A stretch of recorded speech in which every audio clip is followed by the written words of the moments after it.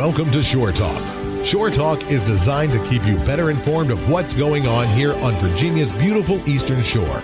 Now, here's Shore Talk. It is time for today's Shore Talk. The time now, 12:44 p.m. We're also today joined by two of our doctors from the Eastern Shore Community College, joined by Dr. Julie Nash, also joined by Dr. Patrick Tompkins.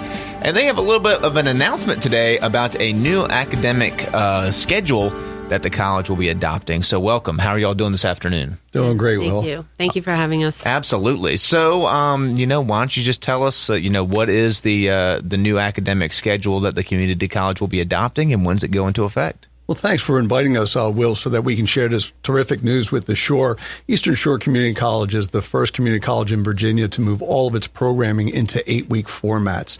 We're doing this because substantial research shows that students are more successful, they're more likely to stay in school, and they're more likely to graduate in shorter semesters. Here's why. If we have a student in a normal semester that works really hard up till Thanksgiving, and then something happens and they don't come back, they earn 0 credits. If they work really hard up till spring break and something happens and they don't come back, they earn 0 credits. In an 8-week format, they will have completed their first 8-week courses. They will have earned 6 or 9 credits. So this provides students with more flexibility. It also provides more on-ramps to education. So we will have, instead of 3 starting points, we'll have 5 starting points. So if a student shows up in October, we have a class starting for them in just a couple of weeks. Yes, yeah. Fantastic. And this goes into effect this fall? Yes, first class is August 24th, and the second 8-week session is October 21st. So this one now, there will be no summer break, like the traditional summer break that most college students at the community college are used to. A little bit. There will be. But it won't be the 3-month one, I guess is my point. No, and if you were taking, you could have your summer break if you want to. We have courses starting June 1st. Mm-hmm. So if they want to take summer courses just like in the past, they can, but they'll be 8 weeks instead of 12. Okay. Yeah. All right. Interesting. Good deal. And so these will be kind of staggered throughout the year, and there will be a little break in between each 8-week period. Mm-hmm. Now, how long are those breaks? Very short. 2 days. Yeah. So we're going to have a little bit of a fire drill in trying to transition from closing out the grades on the first 8 week to the second 8 week. But one of the strengths of Eastern Shore Community College is that we're small and very well connected with our students. So we'll hold them in the hollow of our hands, and we're pretty confident that all of us together can make a successful transition. And you got to remember that we're taking out a couple classes at a time. So they've only got 2 classes to finish. We've only got 2 classes to throw grades, or maybe 3 classes that we have to get our grades in for. So we're not struggling to get 5 at a time. And it's the same thing for the students. So the shorter break is fine. We have less of a load, sort of. Absolutely. So there's a lot of, obviously, this is something new. Dr. Tompkins, you were saying that a lot of other institutions, I guess at the collegiate level, are beginning to kind of look at this, and some have adopted it. But the community college is actually the first one in the Virginia community college system that has adopted this program. Yeah, so here's how it started. Most of your listeners are aware that Eastern Shore Community College has been suffering over recent years, and our job is to build it back up and make sure we have a healthy college to serve the Shore. So we needed a couple of big ideas that we could implement fast and would have significant impact. Now, this is how we do it in higher education. We put together a committee and we study it for a year. Then we spend another year designing it, and then we spend 3 years rolling it out. We designed this this in 3 months. Yeah. And we did it because it will increase student success and student access. Yeah. Now that we're in a COVID-19 world, you're seeing a lot of other colleges looking at our model. Our students will probably start with remote instruction on August 24th. But we don't know what's going to happen in October, and it's possible that we'll have more on-campus classes. Our 8-week system allows us that flexibility. Where the schools that are in 16-week semesters, they're going to be locked in from August till December. Yes. All right, fantastic. So you said that this type of system, creates more success for students. You want to talk about how some of these studies, I'm sure that you've looked at with your year-long committee and all that, in what ways it's shown that it does increase success for students? Well, that's the beauty of this. We've based it on data and research rather than intuition or what we think would work. And that's what led us in this direction was the research. So we saw that students were completing courses, they were more successful, and there was no difference when you look at the research of the grades. So people say, well, if you have 16 weeks to cover information, wouldn't you do better? Wouldn't you get a higher grade? And we see that there's absolutely no difference in the grades. You still have the average student getting C's, B's, A's, passing. You still have the small amount that may fail or get D's and retake it. So nothing changes there.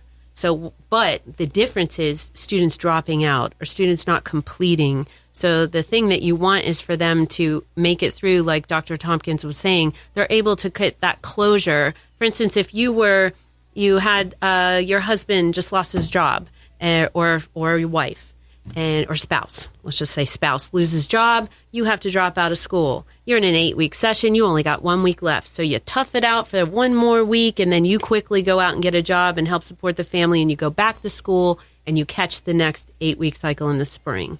So you didn't lose that 7 weeks that you were in when the tragedy started. You complete that last week, you pull out one last week, and then you're able to get your break and jump back in when you can. That's the beauty of this. So now a student might get discouraged when they have to keep quitting and we're only halfway through. They might say, you know what, college isn't for me. But this way, they've got that closure. They've got some credit hours under their belt. They're not so far behind, and then they can come back and start again. So people are more apt to be tenacious, I think. With this. So Dr. Nash is a professor of psychology at Eastern Shore Community College and an expert on learning. So could you talk a little bit about the research that you've conducted that talks about student learning in a shorter format? Yes. So here's the best thing for it. When you give a student 16 weeks, it's easier to say, I'll study later, I'll read that chapter later, I'll leave that, I'll put it off. So what I found in the research shows that when they're forced into what we call an accelerated program, they don't have that luxury of putting things off. So it helps with the self-discipline. So they're going to keep up at a better rate. They've got this deadline, so they have to keep reading. They have to stay on top of it. You've got the 8 weeks. But at the same time, you're more focused. So research shows if we divide our attention, any of us, that's why we shouldn't text and drive, right? And I'm not saying you do, but we shouldn't divide our attention. So when we focus it, which they're going to be doing. So in other words, if I was going to take 12 credit hours for the fall, I'm going to take 2 courses now, maybe 2, maybe 3 the next time. And I'm going to just focus my attention on learning these 2 categories. I'm not learning math, biology, science, English, psychology. So I'm just taking the 2. And I can focus my study time. It's the same amount of study time as they would have been doing taking 4 or 5 classes. But now, instead of spending 2 hours, 1 hour here, 1 hour, 1 hour, 1 hour, I'm spending 2 to 3 hours on this one subject, and I'm immersing myself in it, and I'm really rehearsing it. I'm really learning it. I'm practicing it. I can be more elaborate in my rehearsal. So this is actually a better way to learn. I'm hoping that once we get our students used to this pace, because this is not the way academia has been in the years, if we can bring them into this pace and train them and get them used to it, that they will actually do better. I think we can see an increase in grade averages. Well, and colleges that moved outside of Virginia that moved fully to 8 week, they were very concerned about student learning and student success. And so they had 3 data points. They surveyed the faculty. How did students do? They surveyed the students. What did you learn? And then they looked at assessments of student learning, and they found either similar or increased performance from the students. Yeah. And I think because it's not at the colleges that have it, like Dr. Tompkins pointed out, we've gone fully 8 week. So at other schools like TCC, they have the option of 5 week, 8 weeks, 16 weeks. So you've got the multiple options out there. We're funneling everyone into this. So I think even though research is currently showing that really grades stay the same, I think we'll see a change or a shift in the research as we funnel everyone into this design. So they're not half taken, some over a 16-week course and some quickly. And it's better to organize it this way. I think it's a little more efficient. So for self-discipline especially. All right. How is this going to affect tuition? So the tuition remains the same. We are much cheaper than a 4-year university. We're 1/3 the cost of the cheapest 4-year university in Virginia at $160 a credit. So students will pay regular tuition. It's calculated the same way. They'll be packaged for financial aid at the beginning of the semester for both 8-week sessions. If they come in the middle, we can package aid for them for the second 8-week session as well. So it won't have any negative impact on financial aspect of it. Yeah, it doesn't change the cost, really. The one positive impact financially might be something that Julie alluded to. If a person needs to come in and out of school for work or adjust their work hours, they have a lot more flexibility in an 8-week session than in the long 16-week session. Yeah, Yeah, true. Interesting. So if you're taking, instead of the 2 12 weeks, the 3 8 or whatever, however you want to do it, is that going to mean you have to buy more textbooks? No, you'll be taking the exact same number of. It's the same thing. Yeah. It's just divided up differently and saying, you know what, we're going to wait on these 2 courses. Just focus on these 2, and then you'll pick up these 2. It's the same thing you would have taken over that fall period anyway. It's the same amount of money, same amount of books. And it provides more flexibility for the student. We have some star students, some students who just are tenacious and work really hard. And if they want to knock out more credits in a semester than they currently are, this format will allow them to do it. For students who need to focus on 2 or 3 courses at a time, this will allow them to do it. But the textbook costs will remain the same, except that we do continue to try to move towards open education resources and textbook rental and reducing textbook costs where we can. Where we can. Where we can, that's right.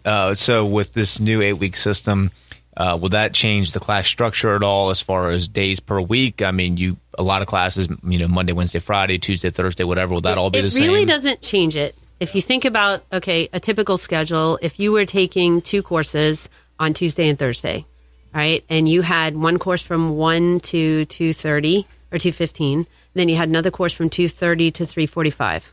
Now you're taking one course those same hours, same days. So you're still going to school the same amount of time. You're still having the same amount of contact hours is what it is.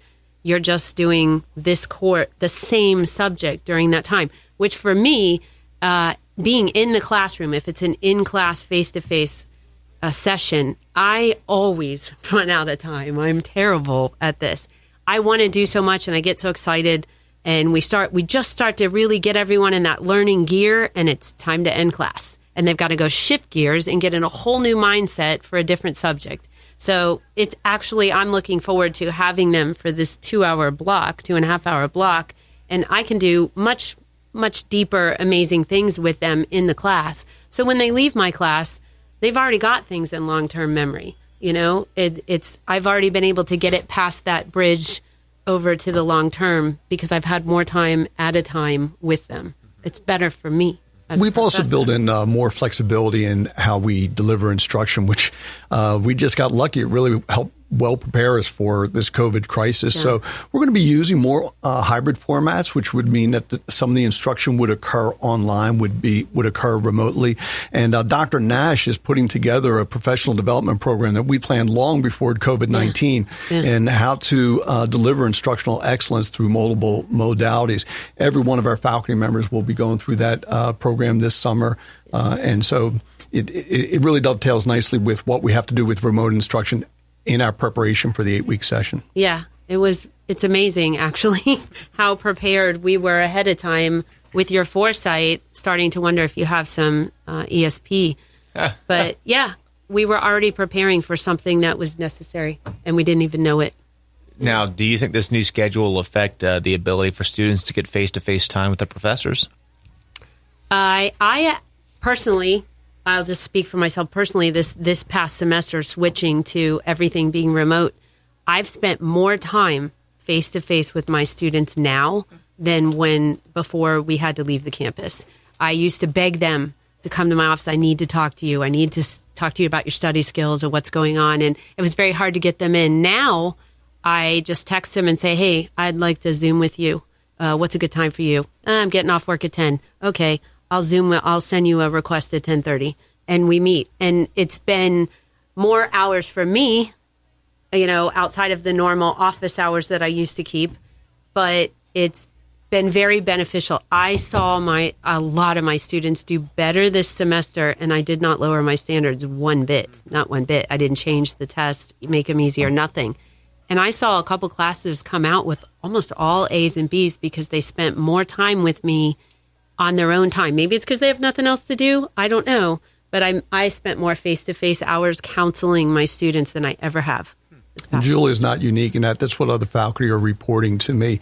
Will, that we recently announced that for a summer we're going to have to start with remote instruction because of the crisis. And one of the things we're guaranteeing our students is live interaction with their faculty member every week.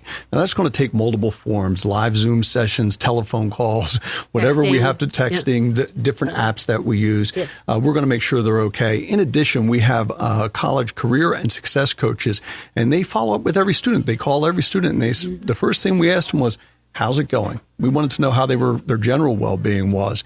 And then we asked them what we could do to support them in school. And we'll continue that outreach. Again, it's a terrific benefit of a college as small as ours, where we know all of our students. Yes. We don't think anybody's going to slip through the 8-week session. No, and he mentions, Dr. Tompkins mentions that layer of the success coaches are available to us as professors. So when I think I'm not reaching a student properly, then I pass the name on to them and they contact them. And I've had students come back and say, hey, I'm sorry, I was busy. I didn't get back with you. Laura contacted me or Miss Naylor contacted me. And then it gets them back in. So that layer has been not just a benefit to students, but professors as well. Good deal. And what about graduation? That's still going to be held about the same time every year? I would imagine so. Well, we hope so. We had to delay it. This year, we took a survey of students, and they asked us to hold a graduation near the end of summer, and we have a committee that's planning that. Students will be able to graduate on time. With this more flexible format, students will be able to graduate sooner if that's a path that they choose to pursue.